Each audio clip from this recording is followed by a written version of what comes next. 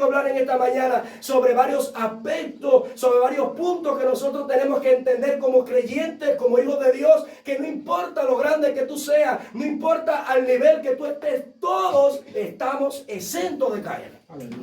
Porque dice la palabra de Dios, mire que no crea estar firme, porque está a punto de caer. Y David creía que a Dios se le había olvidado eso, mi hermano. Y como decía el pastor, y yo me alegraba porque decía, Dios tiene ojos y ve.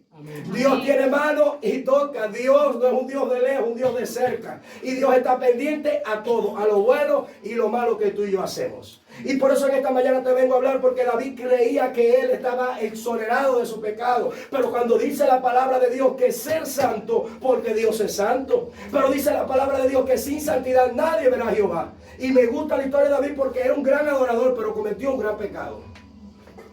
Porque a pesar de que fue un gran hombre de Dios, que mató a 10,000, que tocaba el arpa y los demonios corrían, le falló a Dios. Y en esta mañana esa es la palabra que yo tengo para ti. ¿Qué estás haciendo? ¿Qué estás provocando? Que tal vez algo te esté alejando del propósito y de la voluntad de Dios.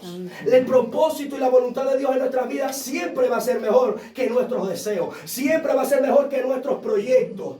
David creía que como él era el rey, nadie lo iba a molestar. Pero sin embargo se le apareció el profeta Natán y se le acercó a su casa. Y de una manera de parábola, de una manera para que él entendiera, aquella oveja era Betsabé y aquel hombre pobre era Urías, que estaba padeciendo y que estaba sufriendo la traición del mismo rey. Y por eso dice, Jehová envió a Natán a David y viniendo a él le dijo, había dos hombres en una ciudad. Uno era rico. ¿Quién era el rico?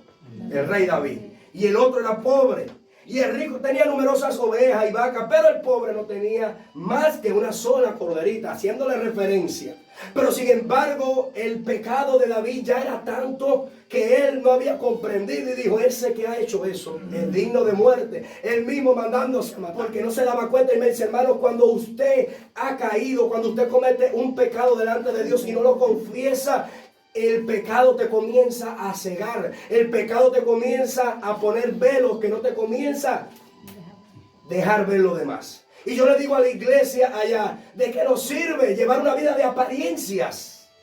¿De qué nos sirve llevar una vida de espiritualidad si cuando tú entras al aposento, al lugar secreto, tú crees que David no sabía que le había fallado a Dios? ¿Tú crees que David no sabía que había cometido pecado delante de Jehová? Pero David se le había olvidado que Jehová es santo y que Él no va a derramar su gloria en vasijas sucias. Y por eso es que cuando vemos el contexto y vamos al Salmo 51, David comienza a proclamar, porque él se había entendido que estaba contaminado. Aleluya.